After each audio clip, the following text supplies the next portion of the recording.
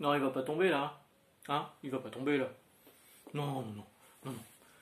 Alors ça c'est mon petit coup de cœur du moment, ça c'est ma petite Madeleine de Proust, c'est le Faucon, un récit complet Marvel de 1985 que mon frère a dans sa collection et que moi j'ai pas dans ma collection et je suis retombé dessus, j'ai vu la cover, c'est Paul Smith la cover, c'est hyper beau et je l'ai vu passer à pas trop cher, je l'ai pris. Et voilà, voilà, voilà. Mais c'est pas le sujet de la vidéo du jour. Le sujet de la vidéo du jour, c'est Stillwater, voilà, qui est juste là. Alors Stillwater, c'est un récit qui est paru chez Image Comics aux États-Unis, qui n'a pas encore de version française. C'est scénarisé par Chip Zdarsky. Alors Chip Zdarsky, c'est celui qui scénarise l'excellent Daredevil chez Marvel actuellement, avec Marco Checchetto au dessin. Donc c'est vraiment très très bon, Daredevil. Si vous ne l'avez pas lu, lisez-le, c'est vraiment excellent. Il avait fait aussi le Marvel 2-in-1 qui était l'histoire de la chose et de la torche quand il cherchait encore après Red et Sue Richards avant la relance des Fantastic Four par Dan Slott. C'est vraiment dommage parce que ça démarrait super bien, le premier tome était vraiment très très bon, le deuxième tome il partait complètement en couille parce que Marvel avait dit non non on va relancer les Fantastic Four donc maintenant il faut arrêter. Et tout ça pour donner le run de Fantastic Four par slot, c'est vraiment hyper dommage. Donc là, Chip Zdarsky s'est allié à Ramon K. Perez pour un récit chez Image Comics. Là, c'est le premier trade paperback avec les 6 premiers numéros américains dedans. Ça coûte 16,99$. Je vous avais dit dans une vidéo de dimanche dernier, il me semble, que j'avais découvert Stillwater là-dedans, hein, dans Skybound X, Skybound 10, numéro 2. Effectivement, il y a un récit court. Donc ça, c'est les récits anthologies pour fêter les 10 ans de l'imprint, voilà, de Robert Kirkman chez Image Comics. Avec des récits courts sur certaines séries. Je ne connaissais pas du tout Stillwater, vraiment j'ai découvert là-dedans, avec l'histoire de ce chat qui décide de quitter la ville pour pouvoir finir ses jours tranquillement. Car en fait c'est ça, le principe de Stillwater, le Stillwater c'est le nom de la ville, c'est que les gens ne meurent plus. Il s'est passé un événement en 1900, dans les années 80. Il s'est passé quelque chose, les gens se sont rendus compte qu'ils ne pouvaient plus se blesser, qu'ils ne pouvaient plus mourir et qu'ils ne vieillissaient plus. Alors les enfants par contre continuent à mûrir au niveau mental, mais ils ne vieillissent plus physiquement, ce qui fait qu'on se retrouve avec le cas d'un enfant qui est là-dedans, qui a le corps de 2 ans, mais qui a la mentalité d'un enfant de 9 ans.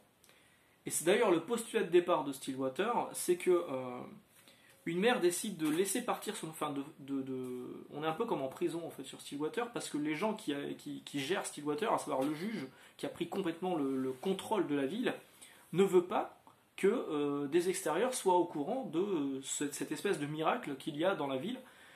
Et du coup, ils essayent de vivre en autarcie. On explique d'ailleurs très bien au moment que pour manger de la viande, eh ben, les vaches qui sont sur place, on les découpe, on bouffe leur viande et ça repousse directement sur la vache. Ce qui fait que la vache, elle est torturée, mais ad vitam aeternam, hein, c'est un peu compliqué. Alors évidemment, il y a des voix qui s'élèvent contre ça, mais elles sont vite remises à leur place par le shérif et son armée d'alliés, en fait, de gens qui sont un peu tarés. Évidemment, les psychopathes ont un peu pris le pouvoir. Et donc cette mère qui avait son enfant qui était très jeune mais qui continuait à évoluer mais en ayant un corps d'enfant de 2 ans, c'était très compliqué pour elle. Elle s'est dit que la meilleure chose à faire pour lui c'était de le laisser grandir à l'extérieur, de grandir normalement, donc elle a réussi à le faire sortir de la ville.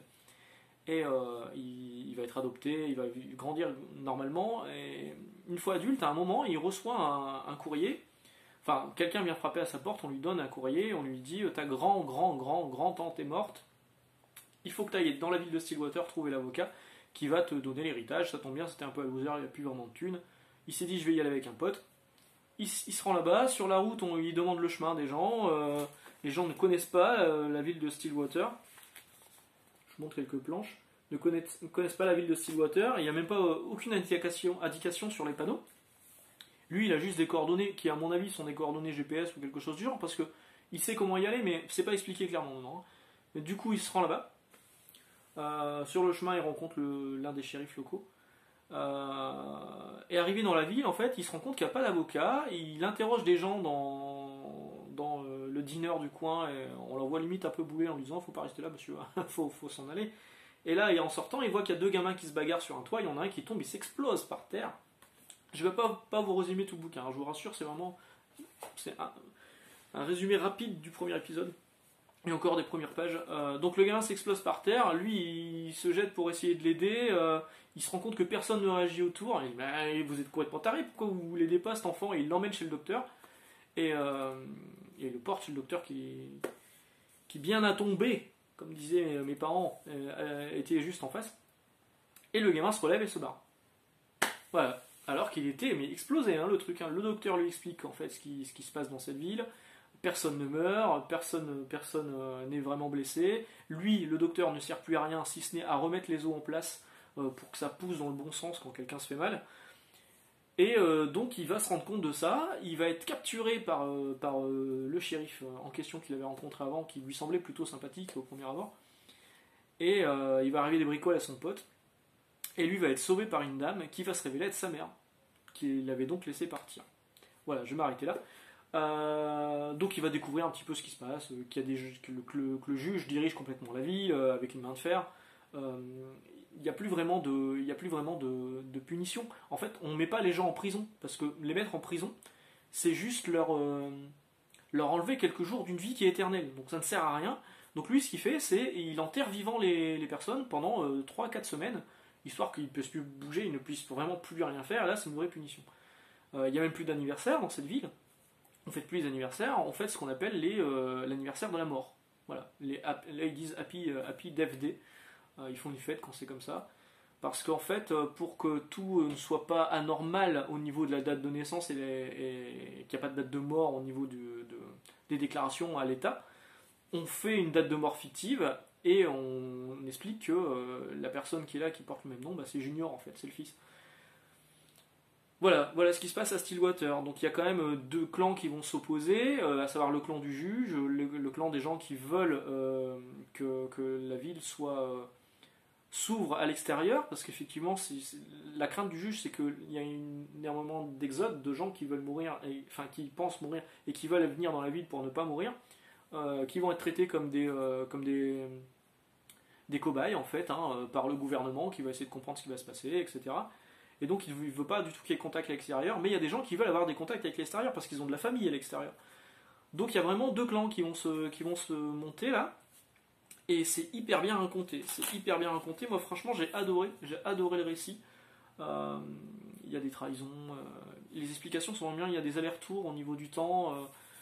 Parfois on est en 1990, parfois on est en 85, parfois on est now. Le seul truc qui me déplaît un tout petit peu, mais encore ça passe, c'est le trait de Ramon K. Perez qui a plutôt tendance à trop utiliser la touche CTRL-C, CTRL-V. Voilà. Vous voyez, cette page-là et cette page-là, c'est exactement la même, à quelques détails près. Vous voyez, lui là, il a la tête dans ce sens-là et la tête dans ce sens-là. Mais sinon, c'est pareil. Ce personnage-là, bah, ils ont la même position. Ils ont juste enlevé les 2 là pour mettre lui à la place. Et ça, il le fait souvent dedans. Parfois sur différents niveaux de profondeur, histoire qu'on s'en rende pas trop compte, mais bon, sincèrement ça se voit, c'est un peu dommage. Mais sinon, au niveau du trait, ben, ça tient la route, au niveau des couleurs c'est vraiment bien. Vraiment, oui, je vous le disais, hein. Encore une fois on le voit ici, hein. C'est exactement la même chose, il y a quelques différences dans le truc, mais sinon c'est exactement le même trait. Il s'est pas fatigué à redessiner le truc, il a fait un copier-coller. Mais sinon, c'est vraiment très très bien. On ne sait pas encore dans la fin de ce tome 1 les raisons de l'arrêt du temps dans cette ville de Stillwater. Et vraiment, j'ai qu'une hâte, c'est de lire la suite parce que ça se finit par un cliffhanger, bon, un peu léger, mais un cliffhanger quand même. Et j'ai vraiment envie de lire ce qui va se passer ensuite. Toujours pas de VF prévu en France, malheureusement. Si vous lisez la VO, allez-y, c'est disponible chez Image Comics, ça coûte 16,99$. Si vous voulez lire une VF, bah faites le forcing, hein, parce que pour l'instant, personne n'a les droits, à ma connaissance. Moi je verrais bien ça chez Delcourt ou iComics, ou un autre éditeur, hein, les éditeurs qu'on aime, les éditeurs qu'on n'aime pas. Le tout c'est que ça arrive en VF à un moment. Et vraiment, c'est une super bonne lecture, une vraie belle découverte grâce à Skybound X. Et je vous invite à découvrir ça également. Je vais vous souhaiter une bonne journée, je vais vous souhaiter de bonnes lectures et on se retrouve très bientôt. Je parlerai pas de Faucon. Je pense que je ne vais pas le relire tout de suite. mais j'ai quelques idées en tête là. De toute façon là il faut que je fasse des trucs en avance parce que je pars en week-end. Et donc il faut que je fasse des vidéos d'avance. Hein. Voilà, sur ce, bonne journée et à bientôt. Ciao.